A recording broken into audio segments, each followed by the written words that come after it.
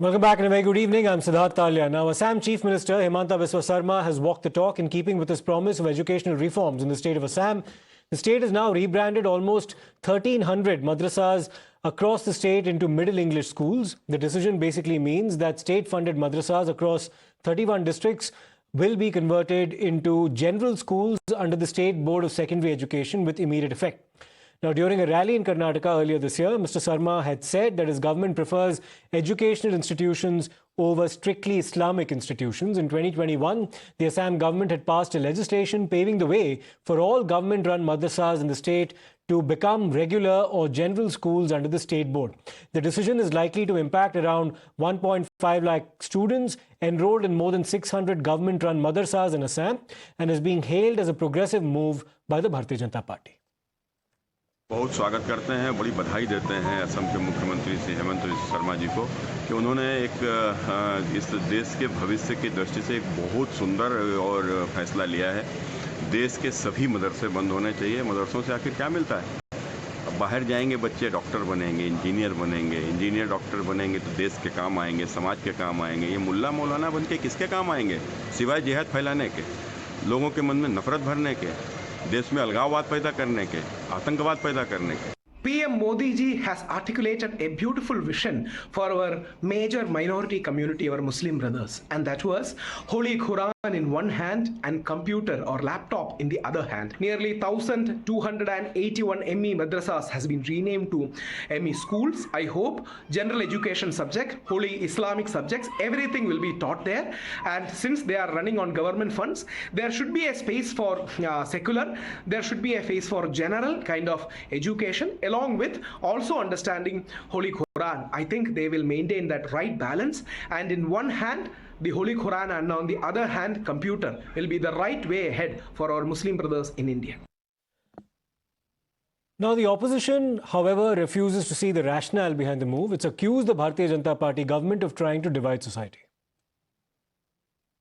They want to provoke the people who are living in peace.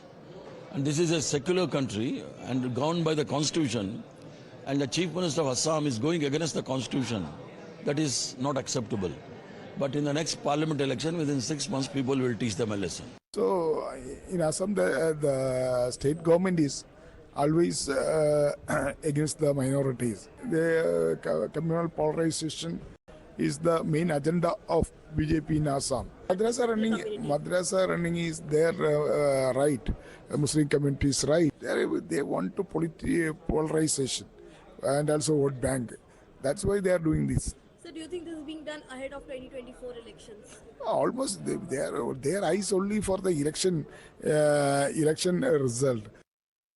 This is a secular country. In that country, the concern of the minorities are of importance. And one after another, the religious faith of the minorities are under attack. And this attack will only strengthen religious extremism from both sides.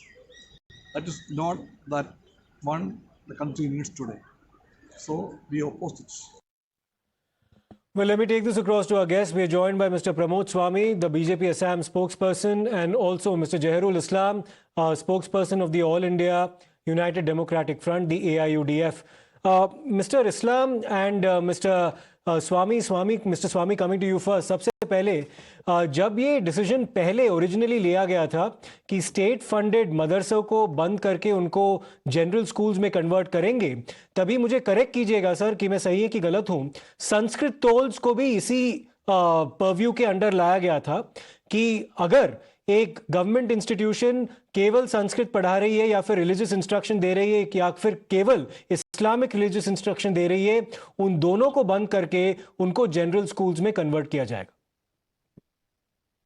देखिए, इसमें ऐसा है कि पहला तो एक perception गढ़ने की कोशिश की गई है कि मदरसों को बंद किया गया है, जबकि ऐसा नहीं है। जो सरकारी जो मदरसे थे स्पेशली उनको हम लोग सेवा के अंडर में लेके आए, secondary education board of Assam, और अब वहाँ जो है वो मजहब के नाम पे शिक्षा नहीं दी जाएगी।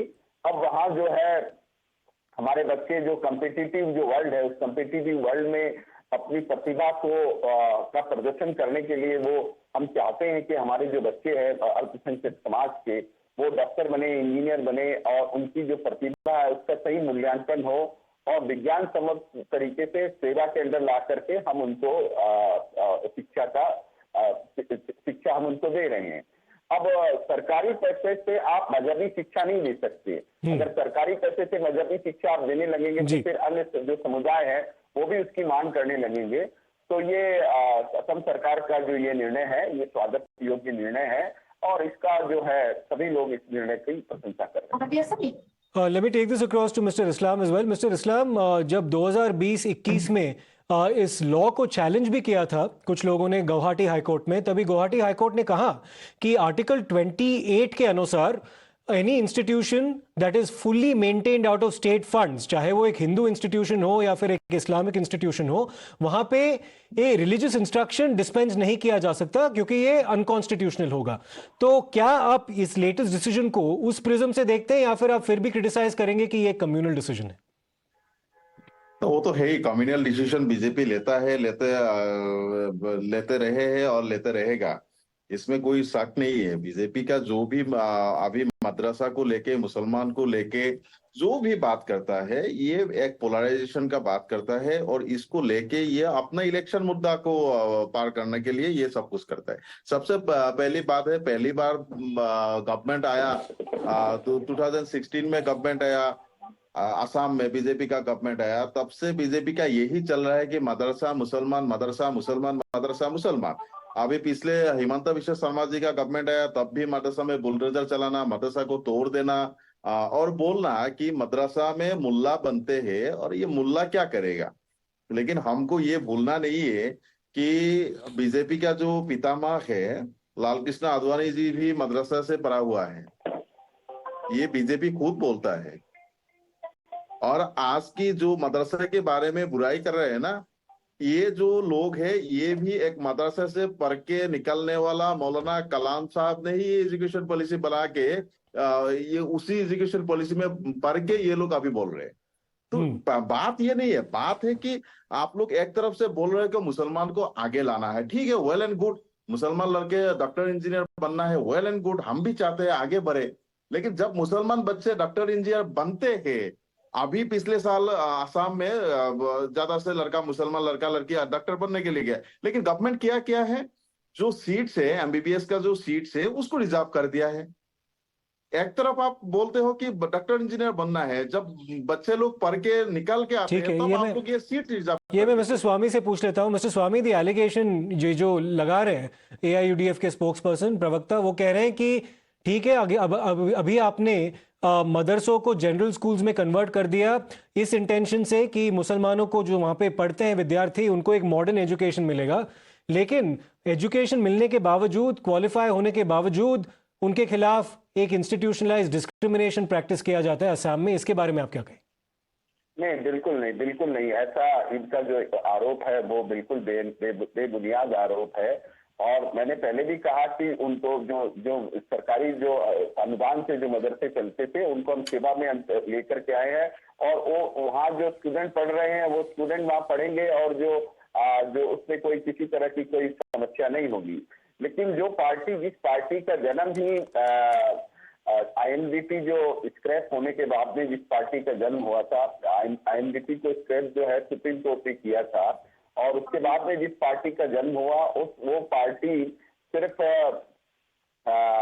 उन्हीं इलाकों में उस पार्टी का प्रभुत्व है जो अल्पसंख्यक समुदाय के लोग ज्यादा रहते हैं, और वो उसी लाइन में वो बदरुद्दीन साहब की जो पार्टी है वो उसी लाइन में, कॉम्युनल लाइन में वो लोग पॉलिटिक्स करते हैं। तो वो लोग हर बात में वो लोग हिंदू मुस्लिम ढूंढने लगते हैं और उसी तरह की बयानबाजी वो लोग करते हैं। जबकि भारतीय जनता पार्टी और असम सरकार जो है वो माननीय प्रधानमंत्री श्री नरेंद्र मोदी जी के मार्गदर्शन में और हमारे माननीय मुख्यमंत्री डॉक्टर हेमंत बिस्व शर्मा जी के मार्गदर्शन में ये जो सरकार ठीक है, मैं एक रिबटल ले लेता हूं मिस्टर इस्लाम से, वो भी कुछ बोलना चाह रहे हैं आपको, आपके आर्गुमेंट के खिलाफ। मिस्टर इस्लाम, यही कहा जा रहा है कि कुछ लोग हैं, वेस्टेड पॉलिटिकल पार्टीज हैं, जैसे कि आपकी पार्टी, ये बीजेपी का आरोप है, जो मुसलमानों को प्रोग्रेस करने के लिए अलाउ नहीं करना चाहती, वो उनको एक दर्जे पे रखना चाहती है और उस वल्नरेबिलिटी को एक्सप्लॉइट करने की कोशिश कर रही है, ये बीजेपी का आरोप। नहीं, किसने बोला है?